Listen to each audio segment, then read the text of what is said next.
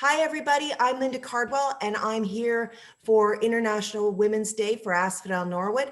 And I have with me Alexa Vanderhorst. Hi, Alexa. Hi, how are you? Really good. Thank you for doing this. So, Alexa, you are one of our firefighters here in the Asphodel-Norwood area. And before we get into all that, just tell us a little bit about yourself. Okay, so I'm currently a student at Trent University. I'm in my third year and I'm taking sociology and criminology. And then I also play on the Trent rugby team. Oh, nice. Yeah. And so what are you planning on doing when you're finished? I'm hoping to pursue policing, OPP, something in law. That's awesome because, and again, another step into a role that's usually and predominantly a male role. Yeah. So do you find that that there is discrimination within the ranks, like because you're a firefighter, that you're a female? I don't find that, no. The guys on the department are so supportive and so inclusive. It's such a rural area that everybody knows everyone and they're not discriminating against you by any means. If anything, they're reaching out for you for more support and always making sure that everything is good, that you're feeling safe. And it's such a great environment. Isn't that marvelous? So what drew you to become a firefighter? Like, why did you step into that role? I really enjoy helping people in the community, and I've always wanted to be a first responder. It's something that I've always been interested in. And then just giving back to the community, it's something that they've given me so much. So anything that I can do in return is something that I'm interested in for sure. You brought up a really good point. You said, I said a couple of times now, firefighter, and you said first responder. So what is the difference between being a firefighter and being a first responder, especially in a small community like Asphodel-Norwood? Okay. So I'd say like firefighting, you're responding to different calls. It's not just fires. There's medical calls, which is majority of our calls, and we're responding alongside the paramedics. And so paramedics are also a first responder. Mm-hmm. So yeah, there's the paramedics and then firefighting. And then we also have like car accidents too. And then OPP police are also first responders. So you're being those first people on the scene to help protect and serve the community. So you must see an awful lot in the role of a first responder here in the community. It must be very difficult at times, I imagine, eh? Yeah, there's some difficult scenarios and tragic situations that you're put in, but it's such a team environment. You know, you're working with paramedics that you get familiar with who those paramedics are going to be, or the OPP officers and the firefighters. You see other departments, you get familiar with those people, and it's just such a great positive atmosphere that you're able to have those discussions after terrible calls and be able to debrief and support one another. It's so, I think that the first responders and the firefighters in our community are integral to the foundation of our community. Yes. And I wondered if, if there are a few women on the fire department, do you think that this is a positive thing? Does being a woman bring something positive to the experience itself? Yeah, so I'd say that being a female on the fire department, it provides a new voice, a different perspective. Maybe females in the community or kids, they might be more likely to respond to female firefighters. It also helps for other females to gain confidence and say, oh, look, there's females in a male dominant career. I'm going to go and also pursue policing, which is also another male dominant career. It helps to inspire other women to not back down and take a back seat because it's a male dominant career. It's important to pursue those dreams. It is really, isn't it? It's especially when you're so, like, compared to me, you're so young, right? So when you're really young, and it's the opportunities. When I was your age, it was like, okay, so what are the avenues open to you? Well, in the 70s and 80s, I mean, you're kicking down doors just to try and be into any type of management position. And now, do you think that there are better or more open avenues? Do you think that there's more opportunity for women to get into firefighting? Yeah, I'd say that the world, like society, is becoming more diverse, gender diverse in like many areas. So females, there's more females becoming involved in firefighting, and I think that helps to push other females to do those things. When you see other females taking a role in a male dominated career, it helps to inspire them. Like when I went to the EOETA and did my training here in Norwood, it was really nice to see female instructors. It was Yes. really nice to see other females in the class. It wasn't just me, it wasn't a class divide. There was a good mix of females to males, and I thought that was really great. And did you ever feel like, oh, we're going to give you the fluff jobs, or we're going to, oh, we better help her along because she's a girl? No, they're very much like, you're here and you're equal to males and you'll do exactly the same thing. There was no like, oh, here's the females, they're going to go do this differently and we're going to modify this for them. No, you're equal and you'll complete the same tasks. And that's really nice to see. I don't need people coming up to me saying, oh, you need extra support because you're female.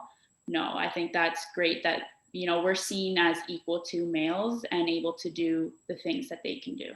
I think that that's really an important point too, because I remember when women just started to take a look at, in our community, take a look at becoming firefighters. Like Kim Nielsen was the first fully trained firefighter, and Margie Breckenridge was the first firefighter that was on the department. And there was debate about, well, can women do these things? And the reality is that people's lives depend on it. So if you have to modify tasks, then it's not worth it. No. And also, like the fire department, we're not just responding to males in the community.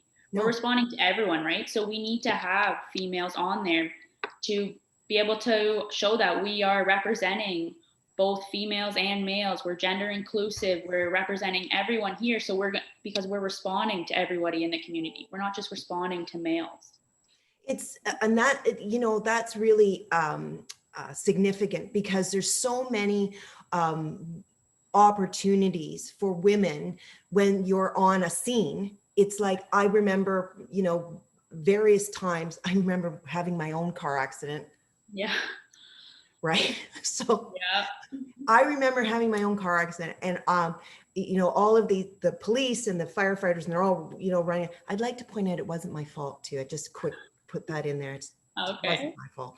But anyway, it was like, so they come up and it's like, everybody's so hyped up, and there's all of a sudden you're a victim, and I'm like, I'm no victim, but and here's this, the various firemen and the various guys, and they're like, here, blah, blah, blah, blah, blah. And then in come this female firefighter, and she was with a female police officer. And I remember them just kind of going, they just brought the temperature and the heightened emotions down a bit. And it's like, okay, so are you all right? And I'm like, wait a minute, let me take a breath and just do a check. Yeah. You know what? I am okay.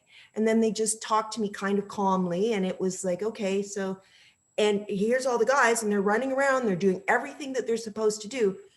But it was I connected to the women in that moment. Do you find that, Alexa?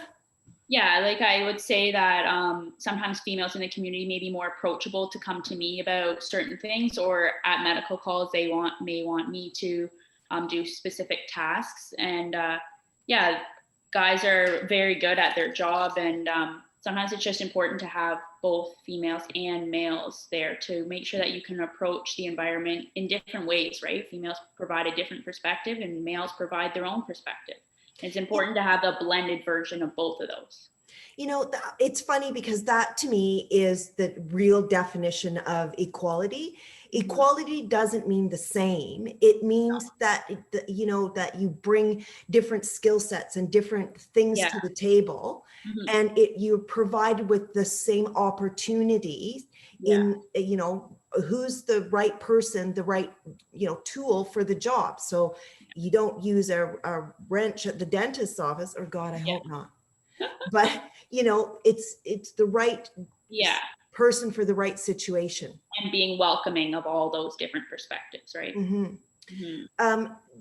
I was wondering about how it is that do women find, does the community members find that because you're a woman and you're in a non-traditional female role, do they find that, oh, she's just emotional, or they expect you to be emotional? Does that ever come up? I wouldn't think so. No, I wouldn't say that emotions are really gendered. I'd say that everybody has emotions, and it's more so like an individual, something that you deal with on an individual level. But firefighting is a team environment. So it's so nice that you're able to debrief and confront all those emotions about different medical or car accidents or fire scenes, and be able to work through it through a team environment. So I wouldn't say that people would look at me and say, oh, she's going to be more emotional. I'd say that everybody has their emotions. And it's so nice that even though your emotions may be individual, it is, firefighting is a team environment, and you're able to deal with all those emotions as a team and work through them. And that is a big deal. And do you think that because of the advent of women into non-traditional roles, that it has provided that opportunity for both men and women to say, you know what, emotions are real. They're something that we all have. We can all discuss them. We can talk about mental health. You know, do you think that because women are moving into these roles, that has opened that area up a bit more? I'd say that it's provided a different perspective. I think men are also emotional, and that this helps to just spark that development, and that mental health is a real thing, and it needs to be addressed, especially for first responders. You know, there are a lot of support systems out there, and you need to self-advocate and reach out to those services as a team or as an individual. Do you find, have you found that during this pandemic that your calls are different? Like when you go, do you find that as a woman, or when you're going to calls, it's different? Do you feel more afraid going into situations? I wouldn't say more afraid. No, it's just there's extra precautions, and you really need to make sure that everybody is aware of those precautions and that you're abiding by them, right? And the community has their role just as much as the fire department has. I wouldn't say it would be specific to females, though. But Alexa, thank you so much for taking the time to do this. It's been enlightening, and I think that it helps the community and the women that are around to see what is actually, you know, and hear what's happening on the department. Do you have any like final thoughts that you would like to leave with with our people that are taking a look here, the ladies? I would say that the Asphodel-Norwood community needs to know that as much as the community relies on the fire department also relies on the community. So make sure that you're doing your part, and all females are welcome in all careers, and that challenge yourself and pursue those dreams. That's terrific. Thank you so, so much, Alexa. We really appreciate you being on the department, and we really appreciate the fire department in our community. I can say that firsthand. Yes. Anyway, thank you, and I will talk to you later. All right. Bye-bye. Bye-bye.